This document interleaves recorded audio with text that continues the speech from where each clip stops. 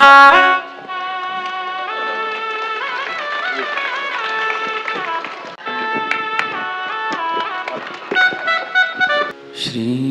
गणेशाय नमः। वक्रतुंड महाकाय सूर्यकोटि समप्रभ निर्विघ्नं कुरु मे देव सर्वकार्येषु सर्वदा। गुरुर्ब्रह्मा गुरुर्विष्णु गुरुर्दैवो महेश्वरा। गुरु साक्षात् परब्रह्म तस्मै श्री गुरुवे नमः। कस्तूरी तिलकं ललाटपटले वक्षस्थले कौस्तुभं नासाग्रे वरमौक्तिकं करतले वेणुकरे कङ्कणं सर्वांगे हरिचन्दनं सुललितं कंठे च मुक्तावली। गोपस्त्री परिवेष्टितो विजयते गोपालचूडामणि। अस्ति स्वस्तरुणिक्राग्रविगलत्कल्पप्रसूनाप्लुतं वस्तुप्रस्तुतवेणुनादलहरी निर्वाणनिर्व्याकुलम्। स्त्रस्तस्तन्ननिबद्धनी विपिलसद्गोपी सहस्रावृतं हस्तन्यस्तनतापवर्गमखिलोदारं किशोराकृति।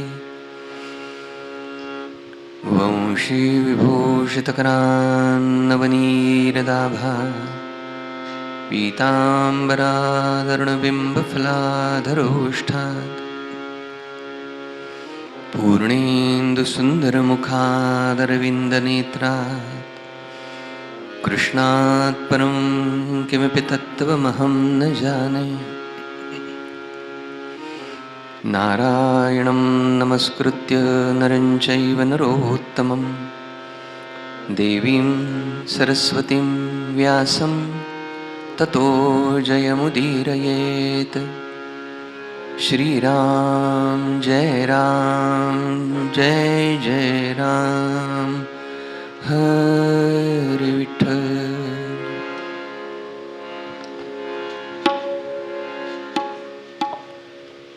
भगवान आदिनारायणाला, नरोत्तम वीरवर अर्जुनाला, भगवती सरस्वतीला आणि श्रीमन महर्षी वेदव्यासांना प्रणाम करून अधिष्ठात्री देवता भगवान प्रभू श्रीरामचंद्रांचे चरणी साष्टांग प्रणिपातपूर्वक भगवच्चीच शक्ती माया भगवती श्री जानकीजींच्या चरणी साष्टांग प्रणिपातपूर्वक भक्त शिरोमणी श्री लक्ष्मणजी तथा सेवकाग्रणी श्री हनुमानजींचे चरणी साष्टांग प्रणिपातपूर्वक सकल संत सज्जन समस्त देवता तथा अखिल ब्राह्मणांचे चरणी सादर वंदनापूर्वक आणि उपस्थित आपणा सर्व भागवती भक्तांचे चरणी सादर वंदनापूर्वक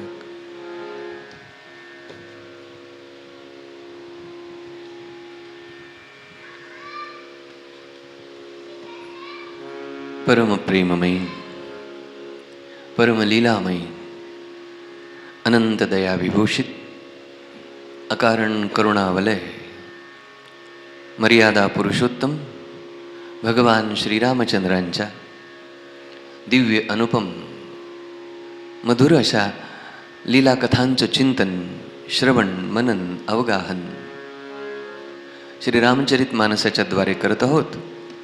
कथेच्या 5व्या दिवसाच्या प्रसंगाला प्रारंभ करू। आपली पद्धती आहे अगोदर भगवान श्रीरामांची स्तुती गावी, आरती गावी, जेणेकरून एकाग्र होता येईल आणि एकाग्र हृदयानं भगवत कथांचं चिंतन करता येईल।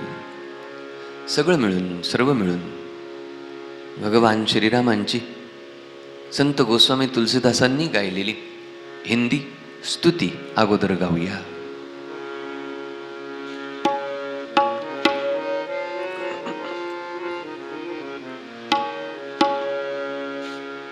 श्री रामचंद्र कृपालु भज मन हरण भव भय दारुणं नव कंज लोचन कंज मुख कर कंज पद कंजारुणं.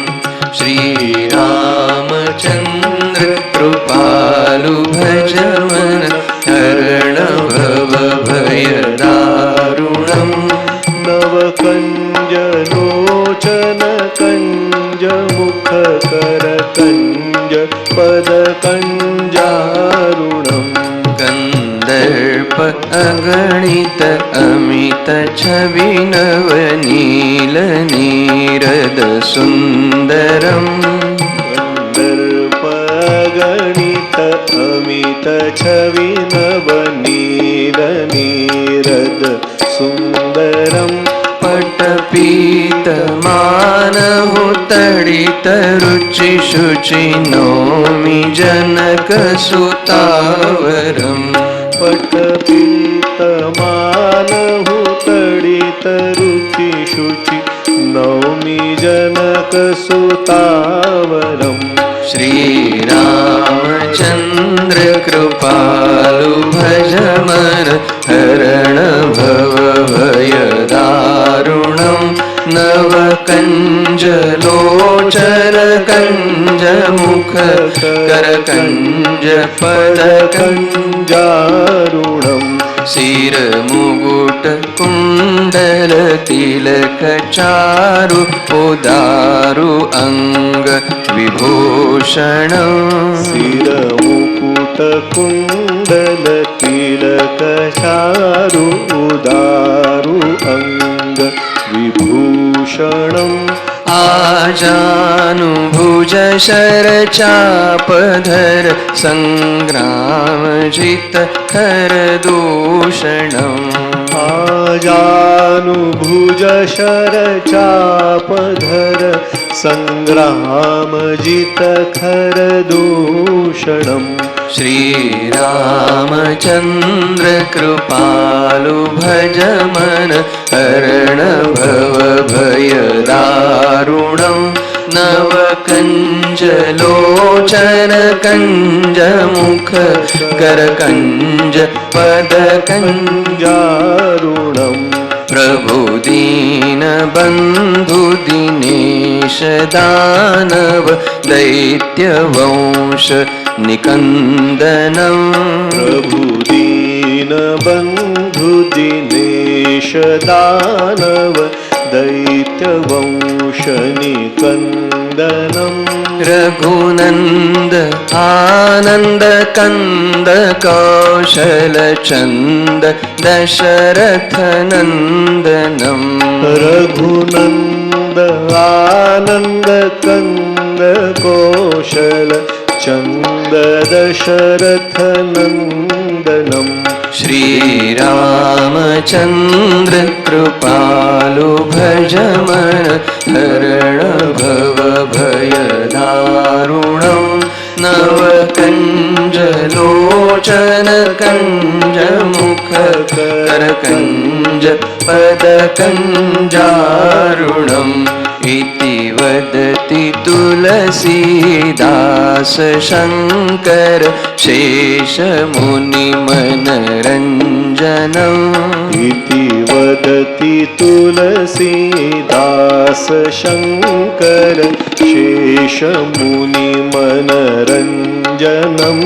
मम हृदय कंज निवास कुरु कामादि खलदल गंजनम्. मम हृदय कंज निवास कुरु कामादि खलदल गंजनम्. श्री रामचंद्र कृपालु भज मन हरण भव भय दारुणं नव कंज लोचन कंज मुख कर कंज पद कंजारुणम्। सियावर रामचंद्र भगवान की जय। उमापति महादेव की जय। पवन सुत हनुमान की जय। बोलो भाई सब संतन की जय। संत नामदेवराय महाराजांनी गायलेली भगवान श्रीरामांची मराठी आरती आपण सगळे मिळून गाऊया.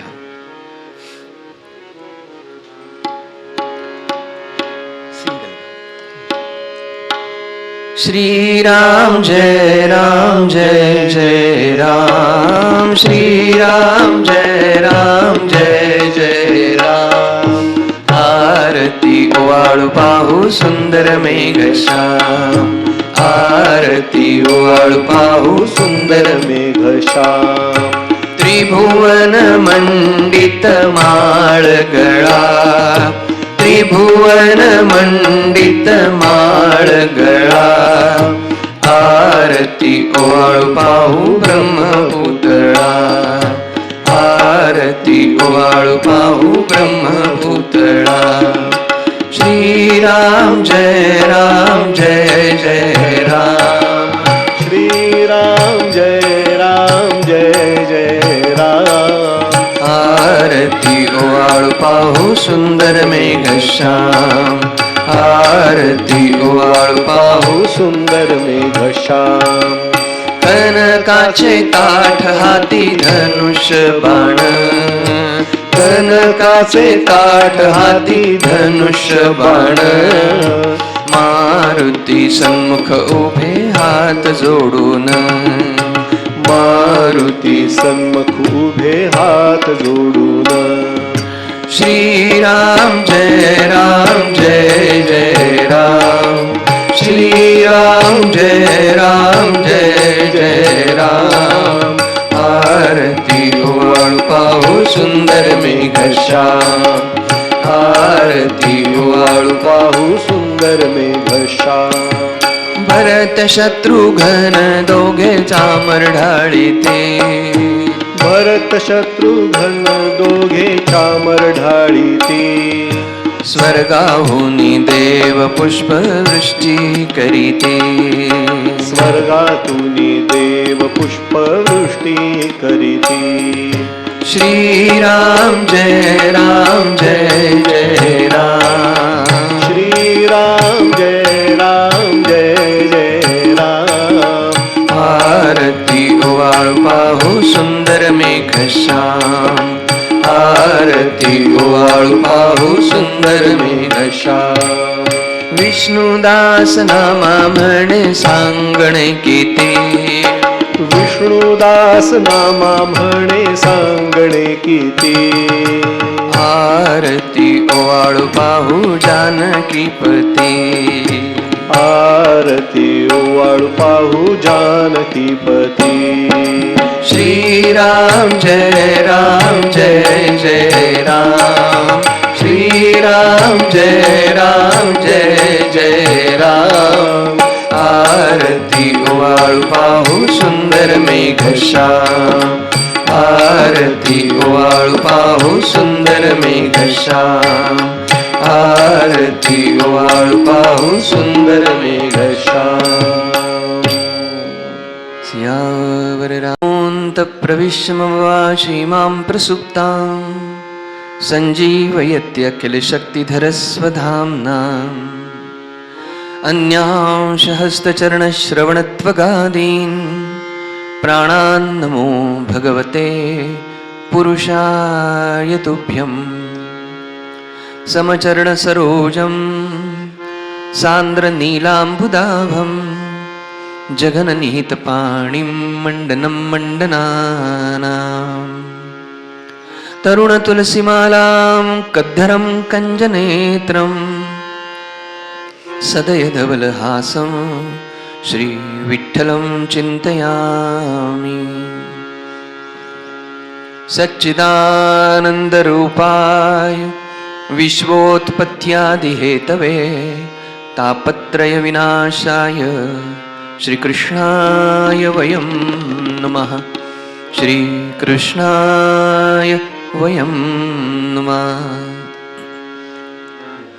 जयांचे केलिया स्मरण होय सकल विद्यांचे अधिकरण. तेची वंदो श्रीचरण श्री गुरूंचे. आता हृदय हे आपुले चौफाळुनिया भले. वरी बैसो पाऊले श्री गुरूंची. ते नमस्कारो नियाता पुंडलीक वरदा हरी विठ्ठल श्री ज्ञानदेव तुकाराम. पंढरीनाथ भगवान की जय. सर्व संतन की जय. जय जय रघुवीर समर्थ.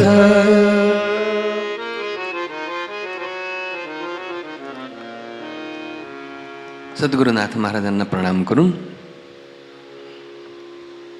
रामकथेच्या 5व्या दिवसातही बालकांड आणि त्या बालकांडामध्ये आपण आहोत. ऋषीवर विश्वामित्रांना भगवंताच्या अवताराचं निदान झालं. त्यांना वार्ता समजली. ऋषीवर विश्वामित्र पायी प्रवास करून अयोध्येला पोहोचले. शरयूमध्ये स्नान करतायत. ऋषीवर विश्वामित्रांना नोकर चाकर दास इत्यादिकांनी पाहिलं. अधिकाऱ्याला मंत्र्यांना आणि क्रमाक्रमानं महाराज दशरथांना वार्ता कळली. गुरु वशिष्ठांसह महाराज दशरथ शरयू किनाऱ्यावरती विश्वामित्रांचं स्वागत करण्याकरता पोचले आणि मोठ्या सन्मानानं विश्वामित्रांना आपल्या दरबारी राजमहाली घेऊन आले. आदर सत्कार झाला. सुंदर आसन दिलं. पाय धुतले. पाद्य अर्घ्य आचमनीय. संतांचं आपल्या घरी जेव्हा येणं होतं तेव्हा संतांचं स्वागत करण्याची पद्धती आहे. पाय धुवायला पाणी द्यावं, चूळ भरायला पाणी द्यावं आणि प्यायला पाणी द्यावं. पाद्य अर्घ्य आचमनीय. मोठ्या विनयाने महाराज दशरथ ऋषीवर विश्वामित्रांच्या समोर हात जोडून उभे आहेत आणि म्हणतायत की आपल्या सेवा करण्याकरता मी महाराज दशरथ आपल्या समोर हात जोडून उभा आहे. आपण आज्ञा करा. ऋषीवर विश्वामित्र म्हणतात की मी माझ्या आश्रमामध्ये यज्ञ करतो. तो यज्ञ पूर्ण होत नाही, सफल होत नाही. यज्ञाची पूर्णाहुती होण्याच्या अगोदरच त्यामध्ये राक्षस आक्रमण करून यज्ञ अर्धवट उद्ध्वस्त करून टाकतात. तो यज्ञ पूर्ण करण्याकरता मला तुझ्या ज्येष्ठ पुत्र रामासह लक्ष्मणाची गरज आहे. तू राम लक्ष्मणांना माझ्या यज्ञ रक्षणाकरता मला सोपव, मला दे. महाराज दशरथ म्हणाले, तात यज्ञच करायचा ना, मग एवढ्या दूरवर कशाला यज्ञ करता? माझ्या राजधानीत यज्ञ करा. इथे सगळं काही आहे. हवं तेवढं द्रव्य म्हणजे धन घ्या, हवं तेवढं सैन्य घ्या, अजून काय सामग्री पाहिजे ती घ्या आणि माझ्या अयोध्येमध्ये यज्ञ करा. विश्वामित्र म्हणतात, हेच तर मला करायचं नाहीये. तू अयोध्येत बसलायस. अयोध्या सुरक्षित आहे, अयोध्या सुस्थापित आहे, अयोध्येमध्ये सर्व काही समृद्ध आहे. तू इथे कागदावर योजना करतो आणि ज्यांच्यापर्यंत पोचल्या पाहिजेत त्यांच्यापर्यंत योजना पोचतच नाहीत. मला यज्ञ माझ्या आश्रमात करायचा आहे, माझ्या ठिकाणी करायचा आहे, माझ्या स्वतःच्या सामग्रीनं करायचा आहे. आणि त्यामध्ये विघ्न उपस्थित करतात राक्षस. त्यांचा बंदोबस्त करण्याकरता मला राम लक्ष्मण हवेत. महाराज दशरथ संतापले. मागहु भूमि धेनु धन कोसा, सरबस देव आज सहरोसा, देह प्राण ते प्रिय कछु नाही, सो मुनि देव निमिष एक माही. धन मागा, भूमी मागा, अजून काही माझे सैन्य मागा, माझे प्राण मागा, एका क्षणामध्ये मी आपल्याला माझे प्राण देऊन टाकीन. सब सुत प्रिय मोहि प्राण की राई, राम देत नहीं बनई गोसाई. हे मुनिवरा, सगळ्या मुलांवरती, माझ्या अपत्यांवरती माझं अत्यंत निस्सीम प्रेम आहे, आणि त्यात राम तर माझा प्राण आहे. मी रामाला तुम्हाला देऊ शकत नाही. कुठे ते भयंकर निशाचर आणि कुठे सुकुमार माझा राम. अहो, रामाला किंचित खोकला आला तर रामाच्या आजूबाजूला 10 दासी नोकर चाकर धावतात. रामाला पाणी प्यायला लागलं तर 10 दासी नोकर चाकर हातामध्ये सुवर्णाचे पेले घेऊन धावतात. त्या रामाला मी आपल्या निशाचरांचा बंदोबस्त करण्याकरता आणि सामान्य यज्ञाचं रक्षण करण्याकरता आपल्याला सोपवू? जरा नीट विचार करून मागा. माझ्या उतरत्या वयात मला ही 4 लेकरं झाली आहेत आणि तुम्ही येऊन नेमकं त्यामधला राम आणि लक्ष्मण मला मागतात.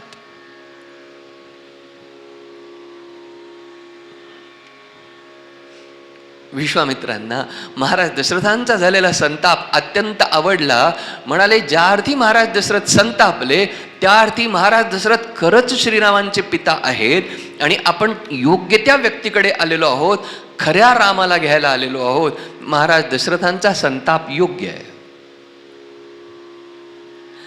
ज्या अर्थी एवढा यांना राग आला त्या अर्थी यांचं खरंच रामावरती प्रेम आहे. गुरु वशिष्ठांकडे पाहिलं, डोळ्यानं संकेत झाला, आपण समजवा. गुरु वशिष्ठ उठले, महाराज दशरथांना घेऊन आत महालामध्ये नेलं, अंतर्भागात नेलं, प्रेमभरानं विचारलं, महाराज दशरथ, आपल्याकडे जे काही आहे ते कोणामुळे? महाराज दशरथांनी हात जोडून म्हटलं की, मुनिवर, गुरुवर, माझं धन, माझं कोश, माझं सैन्य, माझं मंत्रिमंडळ, माझं सर्वस्व आपल्या कृपेने, मला 4ही मुलं आपल्या कृपेनं झालेली.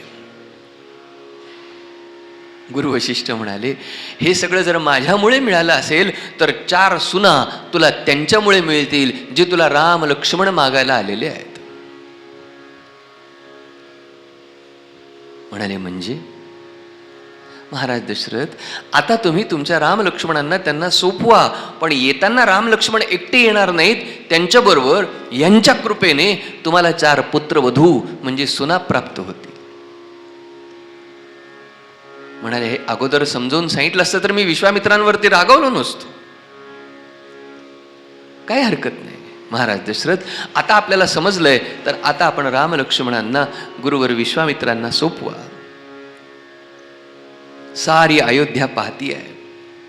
परिजन, पुरजन, सेवक, मंत्रिमंडळ, रणिवास सारे जण पाहत आहेत. हृदय दाटून आलेलं आहे, कंठ सद्गतीत झालेला आहे. उजव्या हाताला राम आहे, डाव्या हाताला लक्ष्मण आहे आणि दोघांनाही गुरुवर विश्वामित्रांच्या हवाली महाराज दशरथ करतायत. गोस्वामी तुलसीदास गातात, अरुण नयन उर बाहु बिसारा, नील जल जतनु श्याम तमाला, कटिपट पीत कसे बर भाथा, कटिपट पीत कसे बर भाथा, रुचिर चाप सायक दुहाता,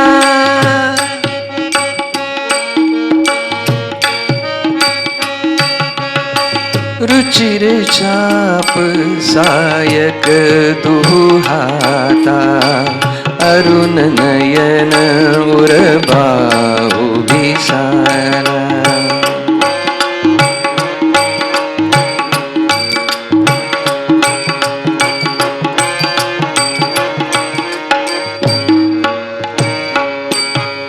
श्याम गौर सुंदर दो भाई, सुंदर दुखधारी, श्याम गौर सुंदर दो भाई, श्याम गौर सुंदर मुखधारी, विश्वामित्र महानिधि पाई, विश्वामित्र महानिधिकारी,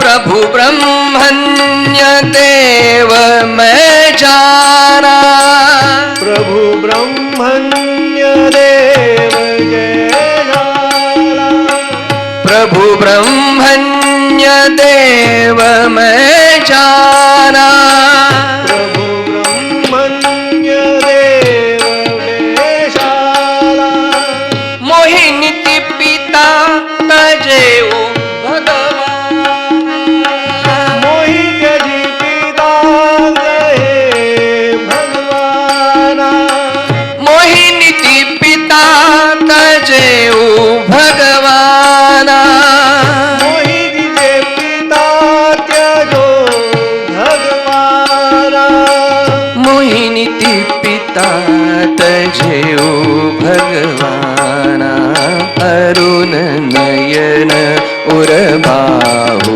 विशाला, अरुण नयन उरबाहु विशाला, अरुण नयन उरबाहु विशाला, अरुण नयन उरबाहु विशाला, अरुण नयन उरबाहु विशाला. 10-11 वर्षाचे सुकुमार राम, एक अत्यंत श्यामल वर्णाचा, एक अत्यंत गौर वर्णाचा, श्याम गौर सुंदर दो भाई.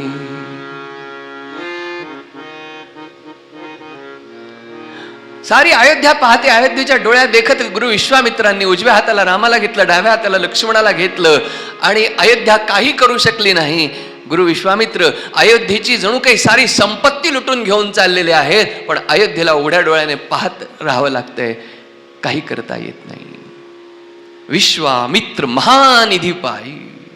विश्वामित्र म्हणाले, आज मला जे प्राप्त झालं, न नेमो न श्री न विरंची अप्य श्रीरंग संश्रया, ते ब्रह्मदेवाला मिळालं नाही, ते नारदांना मिळालं नाही, ते भगवान महादेवांना मिळालं नाही, मला मिळालं. आज मी पाहिलं की भगवंताचं विप्रांवरती, ब्राह्मणांवरती, संतांवरती किती प्रेम आहे. प्रभु ब्रह्मण्य देवमय जाना, मोही नीती पिता तजेऊ भगवाना.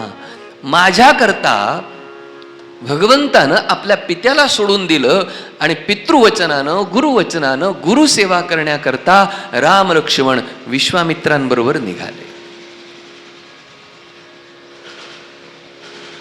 ज्यांचं बालपण महाराज दशरथांच्या राजमहाली अत्यंत राजवैभवामध्ये गेलेलं आहे. सुवर्णाची कर्दनी, सुवर्णाच्या सोनसाखळ्या, सुवर्णाचा मुकुट, रेशमाची वस्त्र, सुवर्णाचा पलंग, सुवर्णाच्या थाळ्यांमध्ये राम लक्ष्मण भरत शत्रुघ्न भोजन करतात. दास दासी नोकर चाकर धावतात. मृदू अस्त्रांवरनं राम वावरतात. पायाचा घोटा बुडेल एवढी मऊ मऊ गालीचे पसरलेले आहेत, त्या पायांना कधी माती लागलेली नाही. आणि केवळ आपल्या पित्यानं विश्वामित्रांना आपल्याला सोपवलं आहे. एवढ्या एका पितृवचनानं राम लक्ष्मण गुरु विश्वामित्रांबरोबर निघाले. आपण कुठे जाणार आहोत विचारलं नाही. आपण कसे जाणार आहोत विचारलं नाही. आपण काय खाणार आहोत विचारलं नाही. आपण कसे राहणार आहोत विचारलं नाही. तुम्ही कोण, कुठून आलात नाही विचार. आणि हाच आमचा आर्य सनातन वैदिक धर्म आहे. मायबाप हो, वडिलांनी सांगितलं ते मुलांनी करावं, अशी आमची पूर्वीची पिढी होती, करत होती. आणि त्यालाच आम्ही हिंदू धर्मीय म्हणवतो, सनातन वैदिक धर्मनिष्ठ म्हणवतो की पितृवचन संतांचं वचन, ज्येष्ठांचं वचन, मोठ्यांचं म्हणणं ऐकणं, वृद्ध सेवा.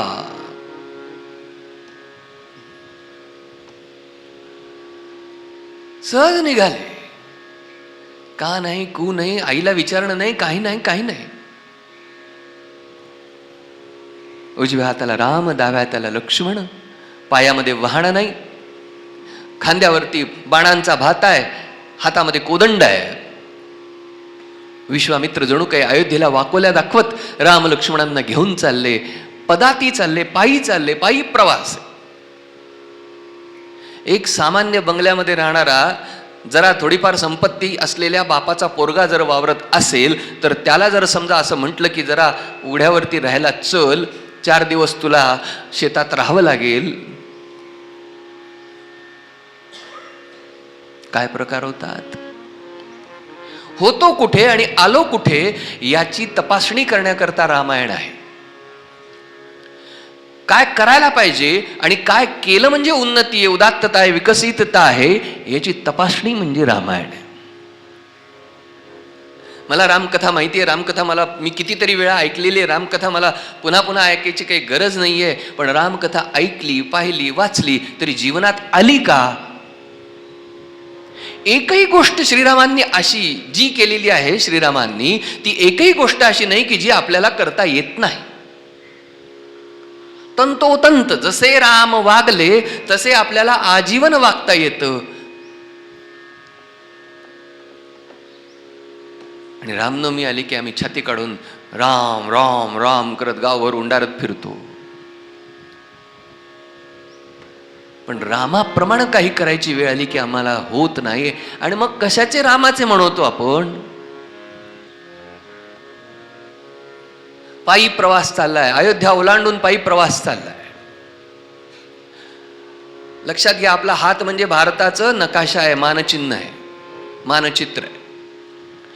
वरती हिमालय आहे, डाव्या बाजूला अंगठ्याकडे द्वारका आहे, उजव्या बाजूला पूर्व दिशेला जगन्नाथपुरी ओडिसा, खाली कन्याकुमारी आहे. आणि पूर्व कोपऱ्याला अयोध्या ओलांडून पूर्व कोपऱ्याला नेपाळच्या दिशेने बक्सोर शहराकडे विश्वामित्रांचा आश्रम आहे. त्या आश्रमाला जायचंय. घनदाट अरण्यातनं राम लक्ष्मणाचा प्रवास चालू आहे. आपल्याला कथा सगळी माहिती आहे, त्या कथेमध्ये वेळ घालवणार नाही, कारण आपल्याला कथा नाही, भगवंताचं आचरण पाहायचं. आली ताडका राक्षसी, उग्र रूपानं होती. श्रीरामांनी पाहिलं पण श्रीराम स्तब्ध राहिले. हातामध्ये शस्त्र असून सुद्धा शस्त्र चालवेनात. नीतीचा विचार करताय. काय नीती? स्त्री अवध्यो. बघा, पुन्हा पुन्हा आम्हाला शास्त्राचं चिंतन करायचंय, क्षत्रिय तत्वाचं चिंतन करायचंय, वृत्तीचं चिंतन करायचंय. ते रामकथेच्या निमित्तानं गुरु विश्वामित्र म्हणाले, अरे रामा, तिच्यावरती शस्त्र चालव. म्हणाले, स्त्री आहे, अवध्य. नको त्या ठिकाणी नीती आणि धर्म आला की राष्ट्राचा संकोच होतो.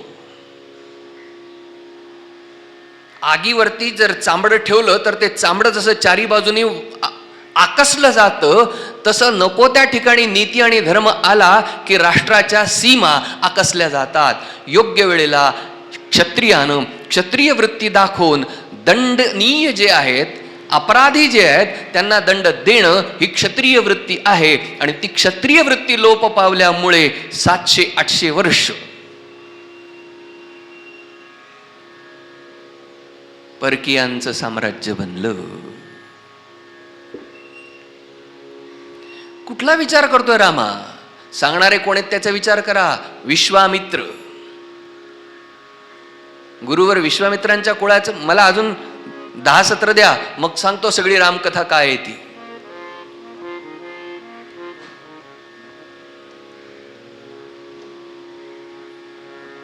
महाराज गाधींची कन्या आहे सत्यवती. सत्यवतीचा विवाह रुचिकांशी झालेला आहे. रुचिक सत्यवती, महाराज गाधींची कन्या सत्यवती. रुचिक ऋषी आहेत, त्या ऋषींशी झालाय. या रुचिक ऋषींनी आपल्या पत्नी करता तिला मुलगा व्हावा म्हणून उत्तम चरू म्हणजे खीर तयार केली, औषध तयार केलं, रसायन तयार केलं.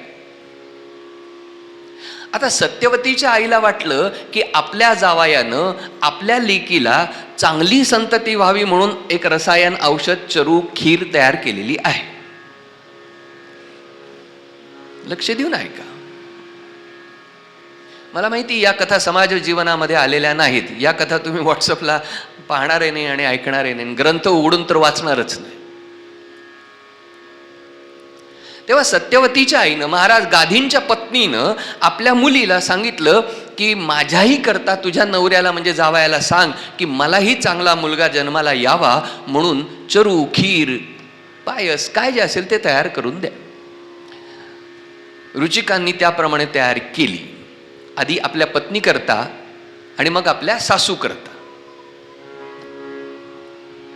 आता सासूला असं वाटलं की आपल्या जावयानं त्यांच्या बायको करता, पत्नी करता चांगला चरू तयार केला असेल म्हणून आपल्या मुलीला पटवलं आणि मुली करता तयार केलेला चरू, खीर, रसायन आपण घेतलं आणि आपल्या करता केलेलं खीर, चरू, रसायन मुलीला दिलं. दोघांनी ते खीर घेतली, दोघी गर्भवती झाल्या आणि कालांतराने रुचिकांना कळलं, त्याने डोक्याला हात लावला. अरे हे आदला बदल करायची तुम्हाला कोणी सांगितलं होतं? आणि का केलं तर म्हणाले मला असं वाटलं तिच्याकरता उत्तम केलं. रुचिक म्हणाले अहो माझ्या घरी जो मुलगा जन्माला येणार होता तो ब्रह्मनिष्ठ, ब्राह्मण, शास्त्रचर्चा करणारा, शास्त्राचं अध्ययन करणारा असा तपोनिष्ठ, ब्रह्मनिष्ठ जन्माला यावं म्हणून मी त्याप्रमाणे तो चरू तयार केला होता. आणि सासूबाई तुमचं कुळ क्षत्रियाचं आहे आणि तुमच्या कुळात तुमच्याकडे मुलगा जन्माला यावा म्हणून मी क्षत्रिय वृत्तीचा मुलगा जन्माला यावा, पराक्रमी, त्याच्याकरता चरू तयार केला. आता माझ्या बायकोला क्षत्रिय वृत्तीचा मुलगा होईल आणि तुम्हाला ब्रह्मवृत्तीचा मुलगा होईल. केवळ चरू प्राशन केल्यानंतर, दोघी गर्भवती झाल्यानंतर निदान सांगणारे रुचिक आहेत. मग माता सत्यवतीनं प्रार्थना केली की आपण जर एवढा उत्तम चरू तयार करू शकत असाल तर आपण पुढचंही काही करू शकता, त्याची मला खात्री आहे, तुमची ती क्षमता आहे. तुम्ही असं करा की या चरूपासून जन्माला येणारा जो क्षत्रिय वृत्तीचा पुत्र आहे तो आत्ता नको जन्माला यायला, तो तुमचा नातू म्हणून जन्माला यावा अशी व्यवस्था करा. ऐकून ठेवा.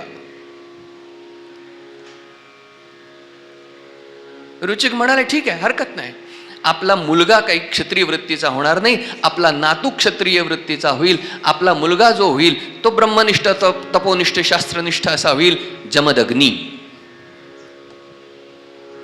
रुचिक सत्यवतीचे पुत्र आहेत जमदग्नी. आणि ज्या चरूपासून सासूबाईंना मुलगा झाला त्याचं नाव आहे विश्वामित्र. तेजस्वी, क्षत्रिय वृत्तीचा, शास्त्रवृत्तीचा, संशोधक, वैज्ञानिक, प्रतिसृष्टी निर्माण करणारा. हरिश्चंद्राला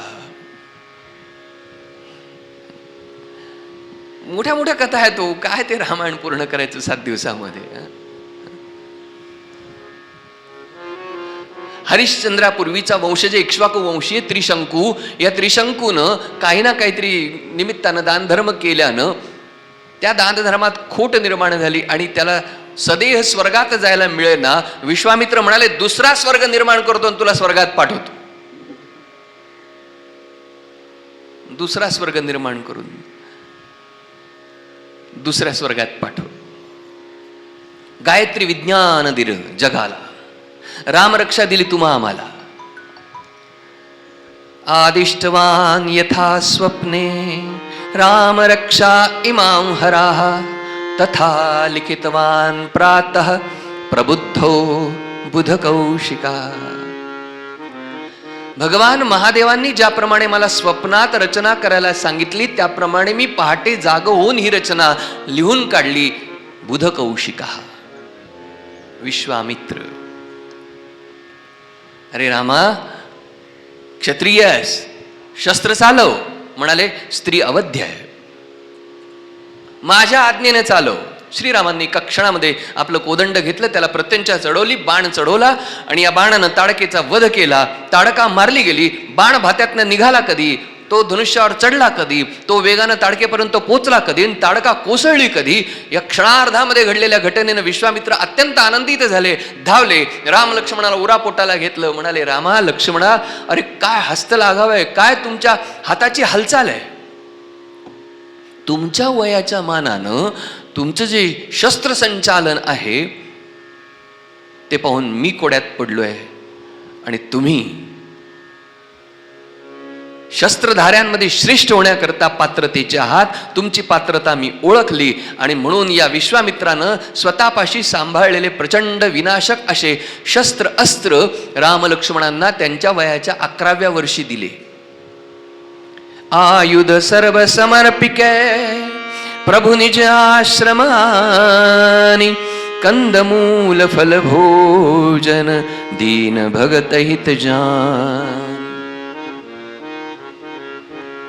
55 प्रकारचे अस्त्र. वाल्मिकी रामायण जर पाहायचं असेल तर आपल्याला सांगेन, 55 प्रकारची अस्त्र. अस्त्र म्हणजे कुठलेही साधन नाही, मंत्रोच्चारानं निर्माण होणारी अस्त्र. आणि शस्त्र म्हणजे प्रत्यक्ष हातात घेऊन लढण्याची.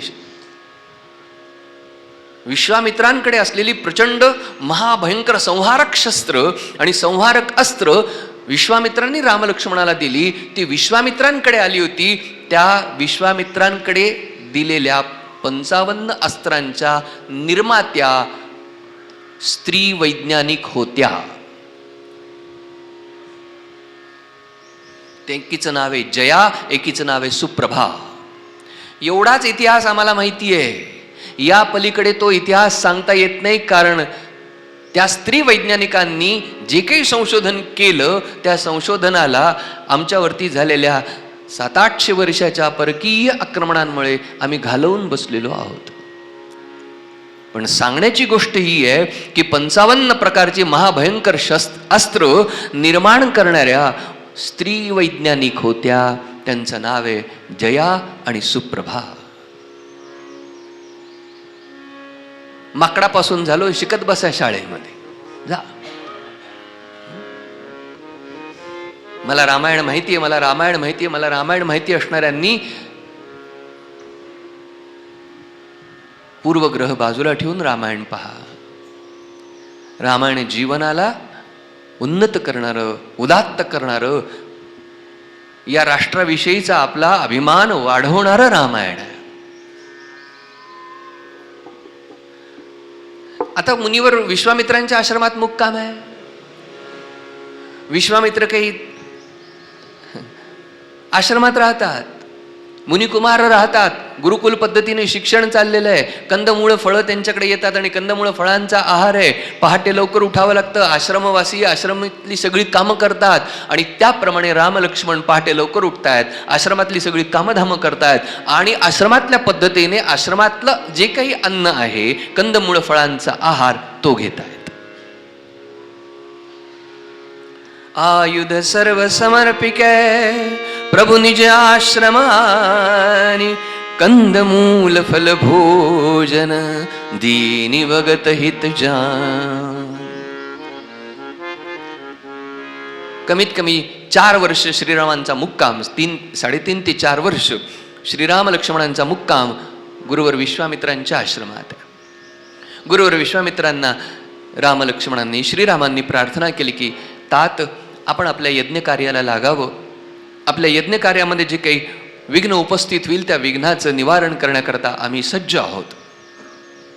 विश्वामित्र म्हणाले, मला तर खात्री आहे माझा यज्ञ पूर्ण होणार आहे, त्यामुळे मी निसंशय, मी कुठल्याही प्रकारचे संशय न बाळगता यज्ञ कार्य करायला सुरुवात करतो. यज्ञवेदी बनवल्या गेल्या. विश्वामित्र यज्ञ दीक्षित झाले, म्हणजे यज्ञ करण्याकरता संकल्प केला, त्याला दीक्षा घेणं असं म्हणतात. आणि जसा यज्ञकार्य पुढे जाऊ लागलं, मारीच सुबाहूची सेना, प्रचंड राक्षस आक्रमण करून आले. श्रीरामांनी लक्ष्मणांना सांगितलं, आपण बद्ध परिकर व्हा, म्हणजे पवित्र्यामध्ये या. लक्ष्मणानं आपलं शेला कमरेला बांधला, मनुष्यावरती प्रत्यंचा चढवली, श्रीरामांनी आपला शेला कमरेला बांधला, आपल्या धनुष्यावरती प्रत्यंचा चढवली. श्रीराम लक्ष्मणांना आदेश देत आहेत, तू ह्या मारीच सुबाहूच्या सेनेकडे पहा आणि या मारीच सुबाहूकडे मी पाहीन. मारीच्या करता श्रीरामांनी एक असा बाण काढला की ज्याला आग्रही नाही आणि पुच्छही नाही, एक सामान्य काडी आहे, त्या काडीप्रमाणे एक बाण घेतला आणि मारीच्याला उचलून श्रीरामांनी 100 योजन दूर फेकून दिलं. तो समुद्र तटावरती जाऊन पडला, तळमळत पडला, विव्हळत पडला. आता सुबाहूकडे भगवंतानं पाहिलं आणि सुबाहू करता भगवंतानं अर्धचंद्राकृती अग्निबाण काढला आणि या अग्निबाणानं सुबाहूला जाळून टाकलं आणि लक्ष्मणानं क्षणार्धामध्ये मारीच सुबाहूच्या सेनेचा निपात केला, धुळीला मिळवलं. विश्वामित्रांचा यज्ञ पूर्ण झाला आणि विश्वामित्रांनी एवढे उत्सुक झाले होते की कधी मी हा यज्ञ पूर्ण करतो आणि कधी रामलक्ष्मणाला उरापोटी घेतो. पूर्णाहुती केली आणि विश्वामित्र धावले आणि रामलक्ष्मणांना उरापोटी घेतलं, प्रेमभरानं अंजारलं, गोंजारलं, प्रेमभरानं हृदयाशी घेतलं. बाळांनो, काय पराक्रम केला, काय पराक्रम केला. माझा यज्ञ पूर्ण झाला, तुमच्या पराक्रमामुळे माझा यज्ञ पूर्ण झाला. आपण केलेला पराक्रमाचा किंचितही अहंकार रामलक्ष्मणाच्या चेहऱ्यावरती नाही, उलट विश्वामित्रांचे पाय धरून म्हणतात की मुनिराय, आपण कृपा केली म्हणून आम्हाला पराक्रम करता आला. रामलक्ष्मण विश्वामित्रांकडे आहेत. विश्वामित्रांच्याकडे रामलक्ष्मण रोज लवकर पहाटे उठून आश्रमातली कामधाम करून विश्वामित्रांची सेवा करत आहे.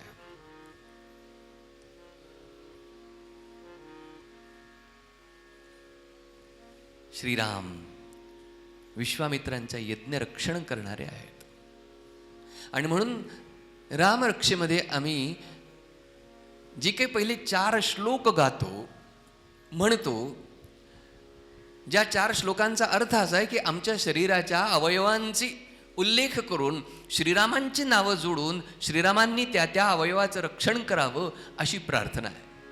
शिरो मे राघव पातु भालं दशरथात्मजा कौसल्यो दृशौ पातु विश्वामित्र प्रियश्रुती घ्राणं पातु मखत्राता. माझ्या नाकाचं रक्षण विश्वामित्रांच्या यज्ञाचं रक्षण करणाऱ्या रामानं करावं. आम्ही हा विचार करायला तयार नाही की माझ्या नाकाचं आणि विश्वामित्रांचं यज्ञ रक्षण करणाऱ्या रामाचं काय संबंध आहे. आम्हाला एवढंच माहिती, ताप आला रामरक्षा, पोट दुखली रामरक्षा, काही भूत बाधा झाली रामरक्षा. पण रामरक्षा म्हणजे श्रीरामांचं चरित्र अवघ्या 4 श्लोकामध्ये आपल्याकडनं गाऊन घेतलेलं आहे, संपूर्ण रामायण आपल्याकडनं गाऊन घेतलेलं आहे. या अनुसंधानानं आपण कधी रामरक्षा म्हणत नाही. राघव कुळापासून विभीषणापर्यंतचं स्मरण आहे म्हणजे अवघ्या 4 श्लोकामध्ये संपूर्ण रामायण आपल्याकडनं आळवून घेतलं जातं, आवृत्ती केली जाते. आपल्याला वाटतं पोटदुखी करता, डोकंदुखी करता, तापा करता, करस्था सर्वसिद्धया. काय संबंध आहे. श्रीरामांनी ज्या विश्वामित्रांचं यज्ञ रक्षण केलं मखत्राता, त्या श्रीरामांनी माझ्या नाकाचं रक्षण करावं. सनातन धर्माचं चिंतन आहे. एक आहे इंद्रियज्ञ निवारण करणारा भगवान श्रीकृष्ण आणि एक आहे विश्वामित्रांचं यज्ञ रक्षण करणारा श्रीराम. आणि दोघंही यज्ञ संस्थेबद्दल, सनातन धर्माबद्दल आपल्याला मार्गदर्शन करतात. फार काही विश्लेषण आपल्या पुढे ठेवू शकत नाही. हा अतिशय मोठा विषय आहे. यज्ञ म्हणजे केवळ वेदी बनवून त्यामध्ये तिळा तांदळाचं हवन करणे या प्रकारचा यज्ञ मर्यादित असा आमच्याकडे स्वीकारलेला नाही. गीतेनं 14 यज्ञ सांगितलेले आहेत. द्रव्ययज्ञ, योगयज्ञ, स्वाध्यायज्ञ, यज्ञ शयते संशितव्रता. अजपा जपणे उलट प्राणा जाते, तेही नामाचा निर्धार असे हा यज्ञानाम जपयज्ञोस्मी. म्हणजे यज्ञ ही संस्था आहे, यज्ञ हे तत्व आहे, यज्ञ हा विचार आहे, यज्ञ ही कृती नाही आहे. आमचं झालं काय, आमच्या असणाऱ्या सगळ्या ज्या संकल्पना आहेत त्या संस्कृतामध्ये आहेत आणि संस्कृत आमच्या शिक्षणातनंच बाहेर गेलं आणि त्यामुळे आमच्या संकल्पना आम्हाला पूर्णपणे कळू शकल्या नाहीत. आम्हाला संकल्पना वरवरच्या कळल्या. यज्ञ म्हणजे तिळा तांदळाचं हवन करणे. ऋषी म्हणले की दाढी जटा असल्या पाहिजे, मुनी म्हणले की दाढी जटा असल्या पाहिजे. ऋषी शब्दाची व्याख्या आहे पारम दर्शयती सा ऋषी. जो पलीकडचं दाखवू शकतो त्याला ऋषी असं म्हणतात. सगळे ऋषी वैज्ञानिक आहेत. आपल्याला रामायण जर ऐकायचं नसेल आणि रामायणाच्या निमित्तानं ज्यांचा संदर्भ आपल्या समोर येतो त्यांची कथा ऐकायच्या असतील तर स्वतंत्र रामायण करता येईल. एवढे संदर्भ आहेत.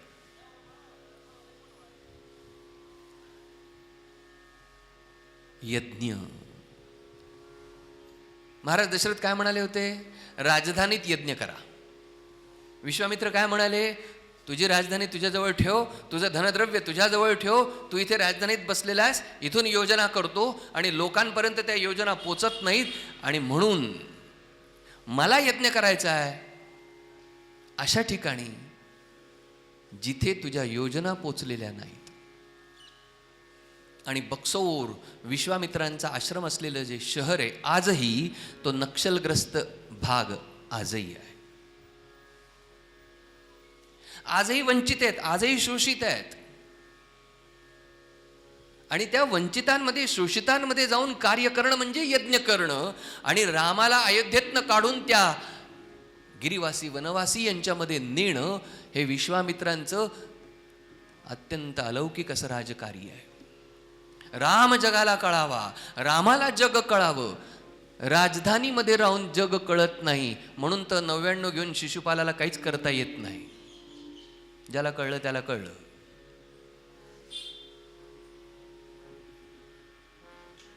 आणि आजच्याही काळामध्ये असे विश्वामित्र आहेत. संदर्भासह आपल्याशी बोलीन, विना संदर्भ बोलण्याचं काही कारणच नाही आहे. नानासाहेब देशमुख राज्यसभेचे खासदार, पंतप्रधान पदाच्या पात्रतेचे आणि राज्यसभेतनं निवृत्ती पत्करतात. राज्यसभेतनं निवृत्ती पत्करतात तेव्हा त्यांच्या बँक खात्यामध्ये शिल्लक किती? 1331 रुपये.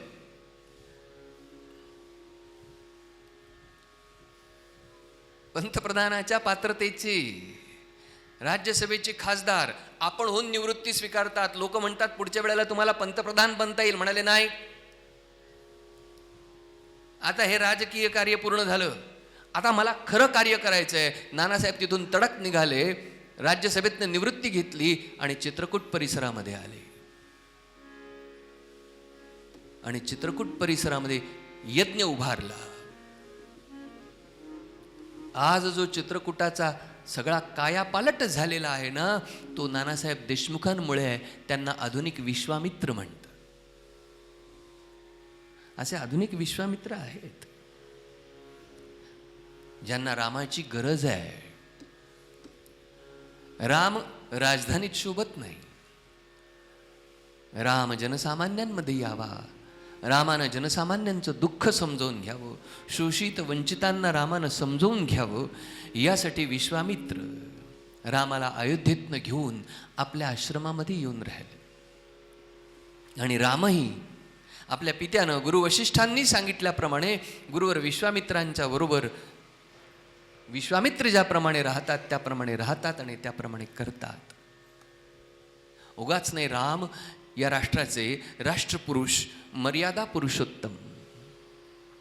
जे चरित्राचं चिंतन समाज मनानं करायला हवं ते समाज मन चिंतन करत नाही. समाज मन नाना प्रकारच्या विवादांचं चिंतन करतो, पण समाज मन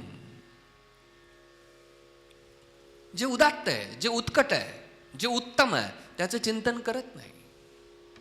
आणि विनाकारण कुठून ना कुठून काहीतरी टीका करायची म्हणून ते प्रसंग निर्माण करून त्या प्रसंगांचं समाज मनामध्ये विनाकारण वितंडवाद निर्माण केले जातात.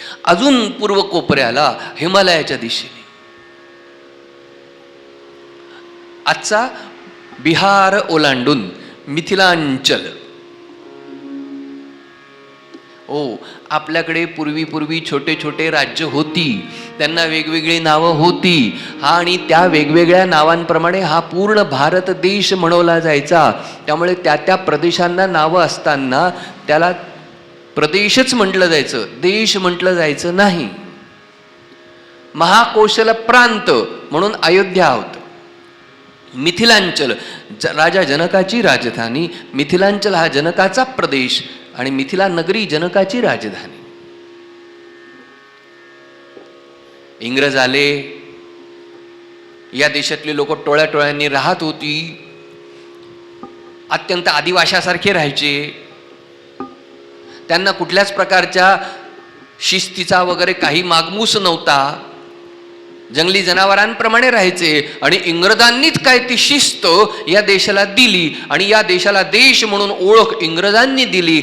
असला मला इथं बसून शब्द बोलता येत नाहीत म्हणून सौम्य शब्दात सांगतो, या देशातल्या लोकांना शंढ करणारा इतिहास शिकवला गेला, या देशातल्या लोकांना निष्क्रिय करणारा इतिहास शिकवला गेला. आणि म्हणून आपला जो सर्वोत्तम इतिहास आहे तो सर्वोत्तम इतिहास पाहण्याकरता रामायण आहे. म्हणाले जाऊया, पायी प्रवास करात. गुरु विश्वामित्र, मुनिकुमार आणि राम लक्ष्मण निघाले. इथे गंगा ओलांडण्याचा प्रसंग आहे. इथे गंगा ओलांडून पुढे जात आहेत. काही काही रामायणांमधले प्रसंग थोडे मागे पुढे आहेत, त्या कवीच्या बुद्धीप्रमाणे आहेत आणि त्यात काही फारसा फरक पडत नाही. चौकट एकच आहे. काय चौकट आहे? महाराज दशरथ आणि कौशल्याकडे राम जन्माला येतात, मिथिला नगरीत जाऊन जानकीशी विवाह करतात, जानकीला घेऊन वनवासात जातात, जानकीच्या निमित्ताने रावणाला संपूर्ण संपवतात. ही जी चौकट रामायणाची आहे ती जशीच्या तशी प्रत्येक कवीने ठेवलेली आहे. मध्ये काही स्वतःच्या बुद्धीने बदल केलेले आहेत. त्याला काव्यशास्त्राचं स्वातंत्र्य असं म्हटलेलं आहे. त्यामुळे इथे गंगा ओलांडण्याचा प्रसंग आहे. गंगा ओलांडून एका अरण्य प्रदेशातनं जात असताना श्रीरामांना एक सुंदर आश्रम दिसला. या आश्रमामध्ये सुंदर वृक्षवेली वनस्पती दिसल्या. या आश्रमात असलेल्या वृक्षवेली वनस्पतींवरती अजिबात पक्षी इत्यादी नाही, निर्मनुष्य असा आश्रम. विश्वामित्रांना विचारतात, हा निर्मनुष्य आश्रम का? दिसायला तर हा निसर्गानं नटलेला आश्रम आहे, पण इथे कुठलेच पशुपक्षी नाहीत, माणसाचा वावर नाही. विश्वामित्र म्हणाले, आपण सगळं जाणता, पण माझ्या मुखातनं आपल्याला चरित्र ऐकायचंय म्हणून विचारता. गौतम नारी श्राप बस उपल देह धरी धीर, चरण कमल रज चाहती, कृपा करहु रघुबर सतपद पावन, शोकन सावन प्रगट भई तप पुंज सही, देखत रघुनायक जन सुखदायक, सन्मुख होई कर जोरी रही.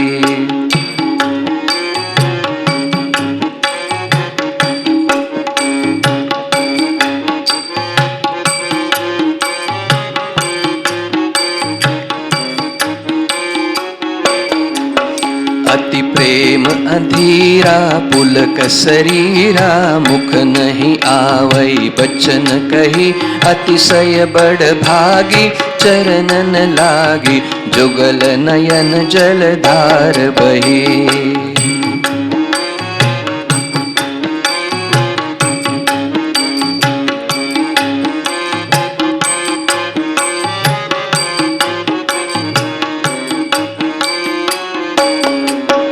धीरज मन कीना प्रभु कहु चीना, रघुपति कृपा भगति पाई, अति निर्बल बानी अस्तुति ठानी, ज्ञान गम्य जय रघुराई. मैं नारी अपावन प्रभु जग पावन, रावण रिपुजन सुखदाई, राजीव बिलोचन भव भय मोचन, ताहि पाहि शरण नहीं आई.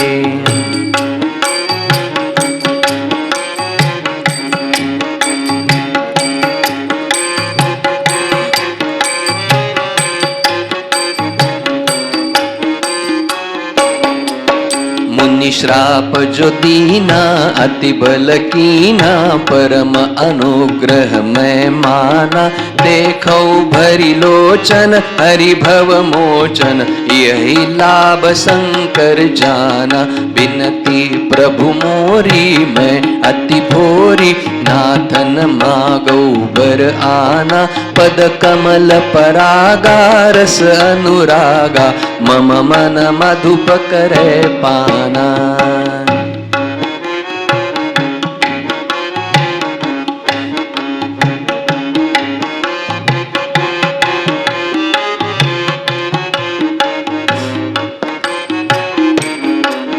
जेहि पद सुर सरिता परम पुनीता, प्रगट भई शिव शीस धरी, सोई पद पंकज जेहि पूजत अज मम सिर धरेव कृपाल हरि।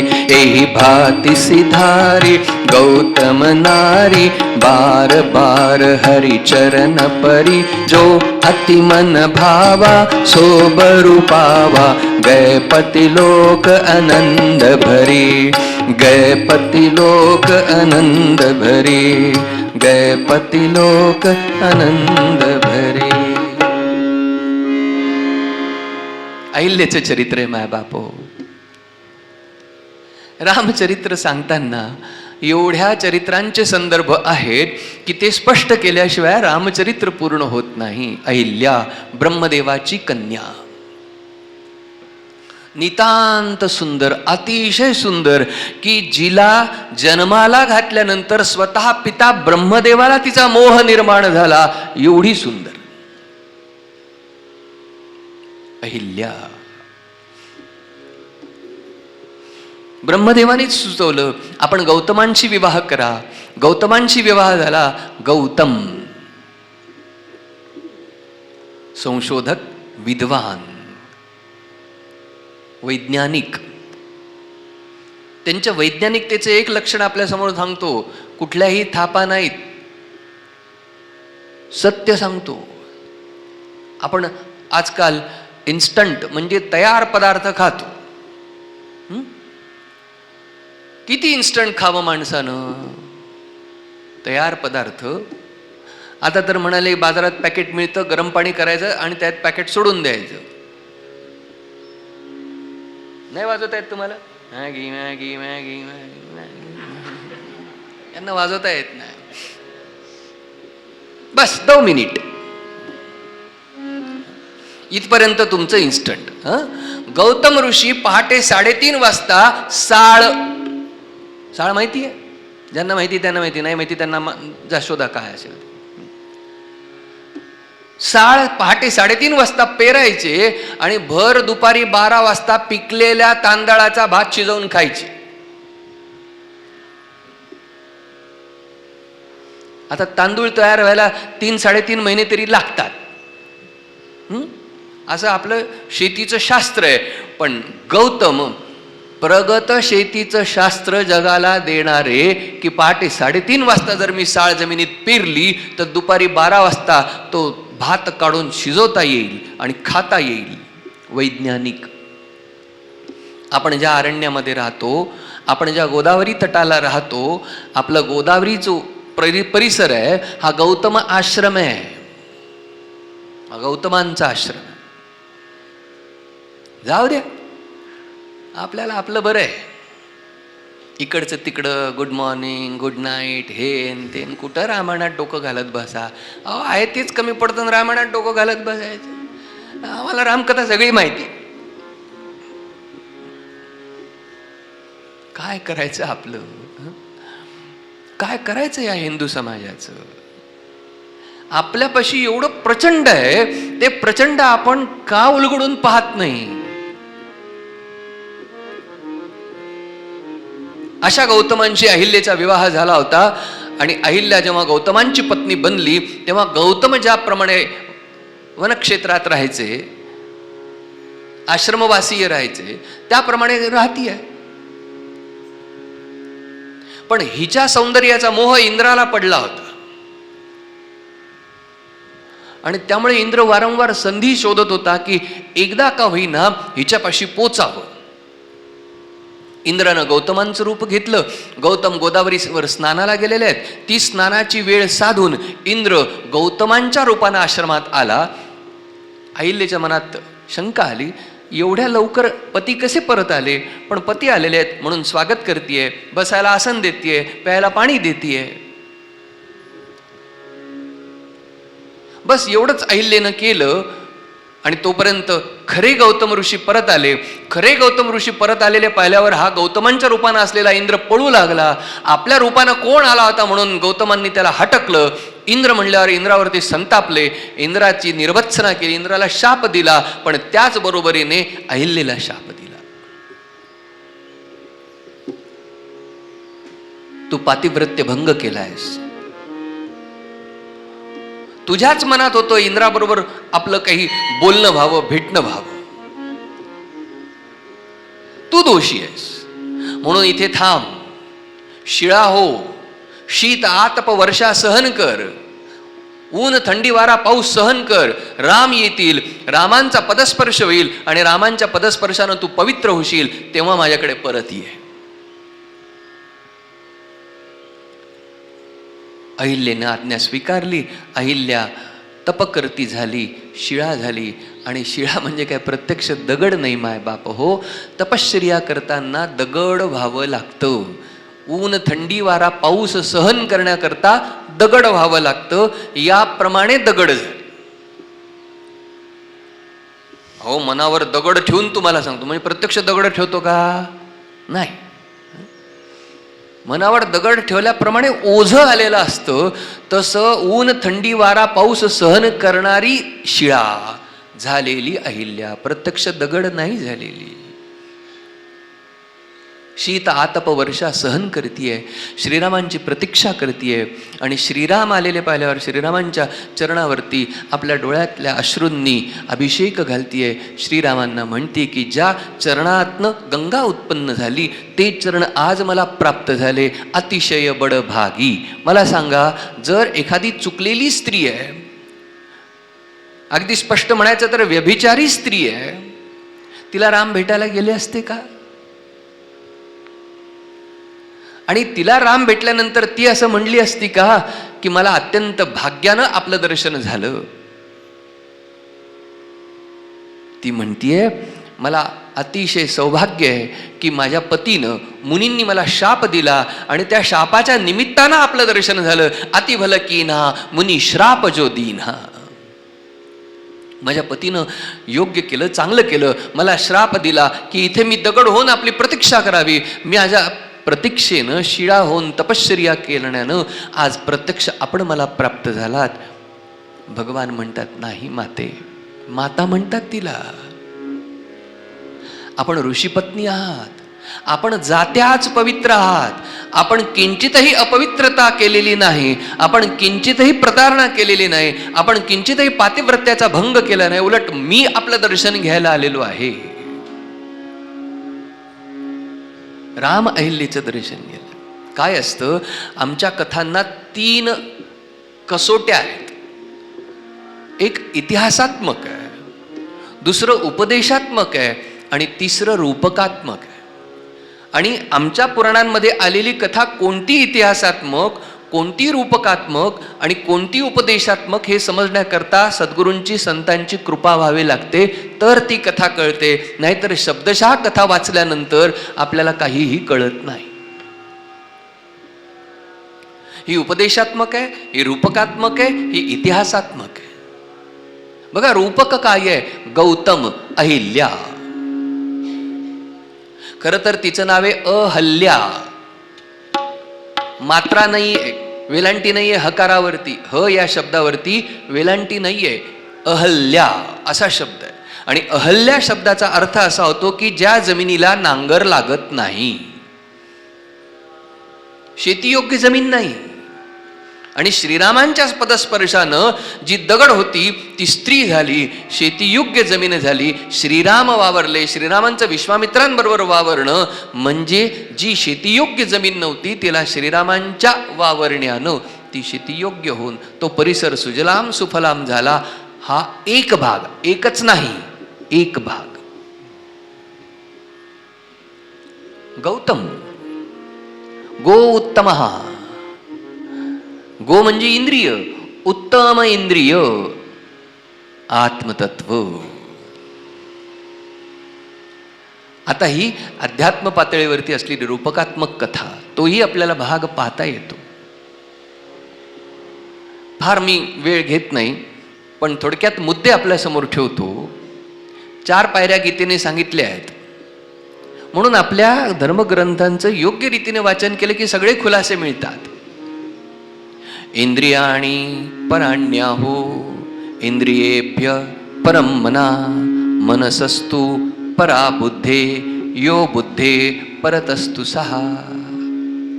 इंद्रियांच्या पलीकडे मन आहे, म्हणजे आधी इंद्रिय आहेत. पहिली पायरी इंद्रिय. काय अवघड नाही आहे, थोडंसं एकाग्र व्हावं लागतं. पहिली पायरी इंद्रिय आहे, दुसरी पायरी मन आहे, तिसरी पायरी बुद्धी आहे, आणि चौथी पायरी आत्मतत्वाची आहे, आणि 5वी पायरी परमात्म तत्वाची. जो कोणी या क्रमानं 5 पायऱ्या चढून जातो तो पारमार्थिक आहे, आणि जेव्हा या 5 पायऱ्या सोडून खाली खाली खाली येतो ना, तो प्रापंचिक आहे. एवढा सोपा फरक प्रपंच आणि परमार्थामध्ये. जो इंद्रियादिकांमध्ये गुंतला तो प्रापंचिक आहे, आणि जो परमात्म तत्वामध्ये गुंतला तो पारमार्थिक आहे. आता होतं काय, या 5 पायऱ्यांमध्ये मनाच्या पलीकडे बुद्धी आहे. बुद्धी अहिल्या आहे. मनाशी जोडली गेली म्हणजे इंद्राकडे वळली की प्रपंच आहे. मनःषष्ठाणी इंद्रियाणी. बुद्धी आणि मन एकाग्र झालं किंवा बुद्धी आणि मन एकत्र आलं की प्रपंच आहे. मन बुद्धीची फारकत होऊन बुद्धी जेव्हा आत्मतत्वाशी एकरूप होते आणि बुद्धी आणि आत्मतत्व एकरूप होऊन परमात्म तत्वाची साधना करतं, तो परमार्थ. म्हणून बुद्धीला आत्मसंस्थ करणं, आत्मनिष्ठ करणं, देहबुद्धी ते आत्मबुद्धी करावी समर्थ म्हणतात. त्या साधन धर्माकरता कथा आहे अहिल्येची. अहिल्येच्या कृतीचं, अहिल्येच्या वागण्याचं चित्र विचित्र पद्धतीनं विचार करून या अहिल्येच्या चरित्राला आपण कमीपणा आणतो. कारण आमच्याकडे 5 कन्या आहेत ज्यांचं प्रातस्मरण करावं असं शास्त्रानं आज्ञा दिली आहे. त्यात पहिली अहिल्या आहे. अहिल्या, द्रौपदी, सीता, तारा, मंदोदरी तथा. यांना 5 पतिव्रता असं आम्ही म्हटलेलं आहे. स्त्रीवाद स्त्रीवाद स्त्रीवाद भारतीय अध्यात्मशास्त्रात ग्रंथामध्ये स्त्रियांना किंमत नाही वगैरे वगैरे जरा डोळे उघडून वाचा.